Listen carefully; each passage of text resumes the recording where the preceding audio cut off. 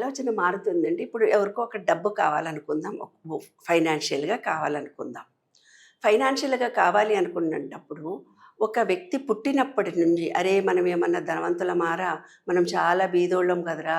మనమేం వాళ్ళలాగా కష్టపడితేనే మన జీవితం అని కొన్ని మనకు తెలియనటువంటి మనలో మనకు పిచ్చి పిచ్చి నమ్మకాలను, పిచ్చి పిచ్చి భావాలను మనలో ఏర్పరిచారు పూర్వీకులు. అంటే కీడెంచి మేలెంచు అన్న పద్ధతుల్లో మనకు మాట్లాడడం జరిగింది నిత్య జీవితంలో. అదే ఇప్పుడు స్కూళ్ళల్లో ఎన్ఎల్పి ట్రైనింగ్ అని ఇస్తున్నారు. అంటే ఏంటి, మీలో స్వామి వివేకానంద కూడా అన్నాడు, బయట ఎక్కడ లేదు శక్తి, నీలోనే ఉంది. అంటే ఆ శక్తి ఎలా ఉంది? ఆలోచన ద్వారా ఉంది. ఆలోచన ఎలాగా బయటికి వస్తుంది? ఆలోచన అంటే ఎట్లా? 2 నెలల నుంచి మనకు వర్షాలు పడలేదు, ఇప్పుడు వర్షాలు పడ్డాయి.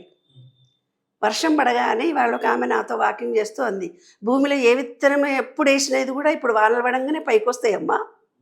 భూమిలో పడ్డ విత్తనం వాన పడంగానే ఎందుకు పైకొచ్చింది?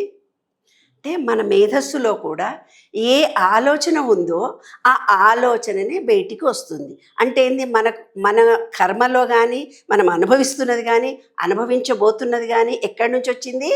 మన ఆలోచన నుంచే వచ్చింది. అదే రహస్యం.